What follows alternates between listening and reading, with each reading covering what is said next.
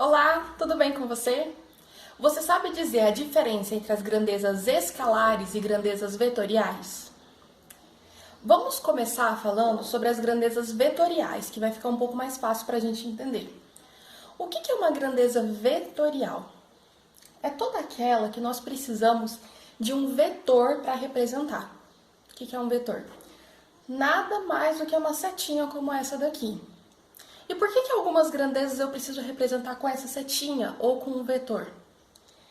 Porque essas grandezas, elas precisam ter direção e sentido. Por exemplo, o deslocamento.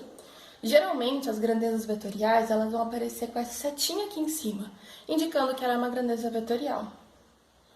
Então, por exemplo, um ponto que se desloca no espaço. Mas ele se desloca para onde? Qual o sentido? Qual a direção que ele está se deslocando?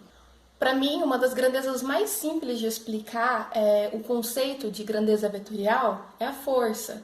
Porque se eu aplico uma força sobre um objeto, eu estou aplicando essa força em que sentido? Eu estou empurrando ela para frente, eu estou empurrando ela para trás, para cima, para baixo, na diagonal.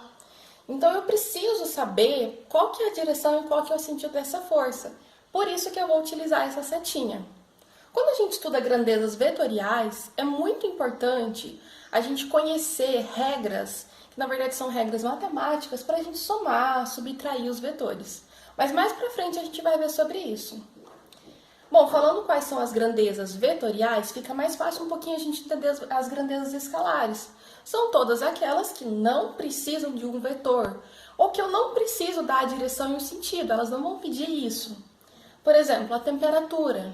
Se eu digo que hoje está a 20 graus Celsius, eu não preciso dizer qual que é o sentido, qual que é a direção.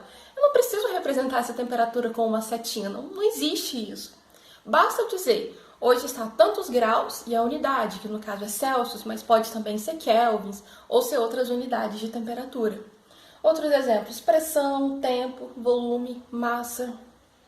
Resumindo, grandezas vetoriais, eu preciso representar com um vetor ou uma setinha para indicar a direção e o sentido.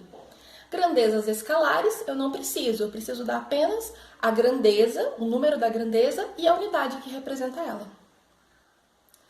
Essa foi a dica de hoje. Se você tiver alguma dúvida, deixa o seu comentário aqui embaixo que eu vou fazer de tudo para responder você o quanto antes, tá bom? Até a próxima dica. Tchau, tchau!